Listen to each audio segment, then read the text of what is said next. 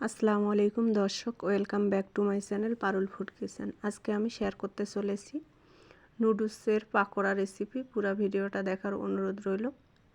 আমরা তো নুডলস অনেকভাবে খেয়েছি, তবে এভাবে পাকোড়া বানিয়ে খেলে দুর্দান্ত লাগে। আপনারা ট্রাই করতে পারেন। চলেন তাহলে দেখে আসি এই নুডলসের পাকোড়া আমি কিভাবে প্রস্তুত করেছি, তার প্রস্তুত প্রণালী। আমি চুলায় একটা কড়াই বসিয়ে দিয়েছি, তাতে পানি দিয়েছি। এখন আমি এখানে হাফ চামচ লবণ দিয়ে নিয়ে ভালোভাবে পানিটা নেড়ে ছেড়ে নিয়ে এখন আমি ম্যাগি নুডলস ভেঙে দিব। আমি এখানে 2 প্যাকেট ম্যাগি নুডলস ভেঙে দিচ্ছি। আপনারা বেশি করে বানাতে চাইলে তাহলে আরও বেশি নুডলস দিতে পারেন। আমি অল্প করে পাকোড়া তৈরি করব, এজন্য 2টো ম্যাগি নুডলস এখানে দিয়ে নিলাম। তারপর নেড়ে ছেড়ে এখন 2 প্যাকেট ম্যাগি মশলা তা অ্যাড করে দিব। নুডলসের মশলাটা এখানে অ্যাড করে দিব, দিয়ে নেড়ে ছেড়ে আমি এটাকে ঢাকনা দিয়ে সিদ্ধ করে নেব। এ পানিতে আমি নুডলসটাকে ভালো করে সিদ্ধ করে নেব।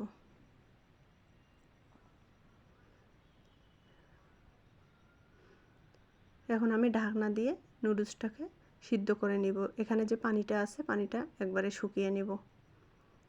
কিছুক্ষণ পর দেখেন আমার পানিটা শুকিয়ে গেছে। পানিটাকে আরও ভালোভাবে শুকিয়ে নেব। নেড়ে ছেড়ে এর গায়ে যে পানি লেগে আছে নুডলসের গায়ে, সে পানিটাকেও ভালোভাবে শুকিয়ে এই নুডলসটা গরম অবস্থায় পাকোড়া তৈরি করা যাবে না, একটু ঠান্ডা করে নেব। ঠান্ডা করে নিয়ে তারপর একে একে এখানে আমি মশলা অ্যাড করে দেব।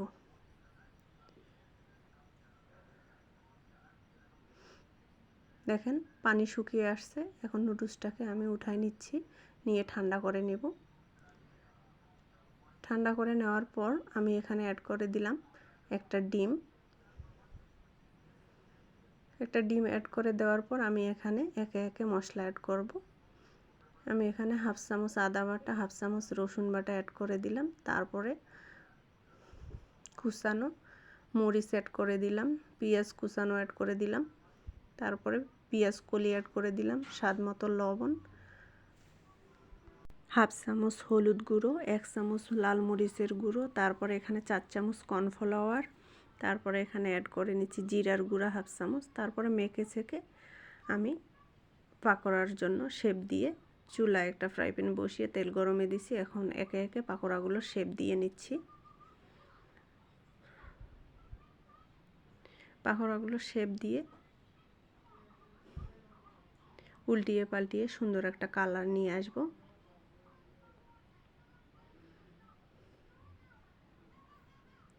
আপনারা আমার চ্যানেলের নতুন হয়ে থাকলে আমার চ্যানেলটিকে সাবস্ক্রাইব করে আমার পাশে থাকতে পারেন। লাইক কমেন্ট শেয়ার করবেন অবশ্যই।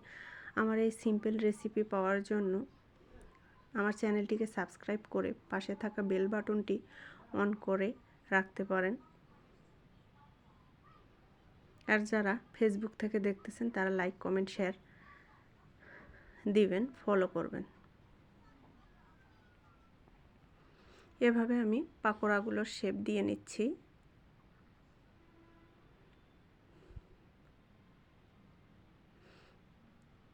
এভাবে পাকোড়ার শেপ দিয়ে আমি উল্টিয়ে পাল্টিয়ে সুন্দর একটা কালার করে ভেজে নেব। এই পাকোড়াগুলোকে বেশি ভাজানো যাবে না, কারণ বেশি কালার আসলে এই পাকোড়াটা খেতে অত বেশি ভালো লাগে না। হালকা কালার করেই একটু ভেজে নেব। এ সময় চুলার আঁচ লো টু মিডিয়ামে রাখতে হবে, না হলে পাকোড়াগুলো উপর থেকে পুড়ে যাবে, খেতে অতটা ভালো লাগবে না, তিতা লাগবে। অল্প আছে উল্টিয়ে পাল্টিয়ে সুন্দর কালার করে ভেজে নিব। আমার এক ব্যাচ হয়ে গেলে পরে আর এক ব্যাচ আমি ভেজে নিব। এভাবে সব পাকোড়া আমি ভেজে নিব। সামনে যেহেতু রমজান মাস, তাহলে নতুন এই পাকোড়া রেসিপি আমরা রাখতেই পারি ইফতারে।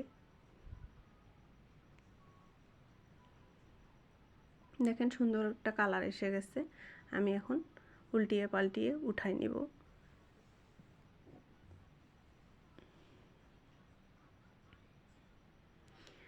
পরিবারের সামনে ইফতারে নিত্য নতুন জিনিস দিতে খুব ভালোই লাগে আমাদের গৃহিণীদের। তবে আপনারা ট্রাই করতে পারেন, এ ধরনের পাকোড়া খেতে দুর্দান্ত হয়। দেখেন আমি এভাবে উল্টিয়ে পাল্টিয়ে আর এক ব্যাস সুন্দর করে ভেজে নিয়েছি।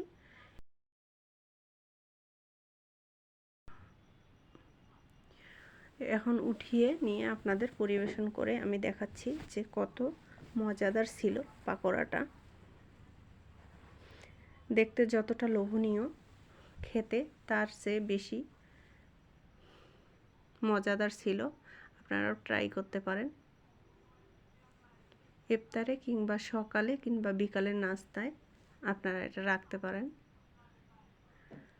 ভালো থাকবেন, সুস্থ থাকবেন, আমার জন্য দোয়া করবেন। আর একটা নতুন রেসিপি নিয়ে আমি আপনাদের সামনে আসবো ইনশাআল্লাহ। এ পর্যন্ত আপনারা আপনাদের পরিবারকে নিয়ে ভালো থাকবেন, সুস্থ থাকবেন।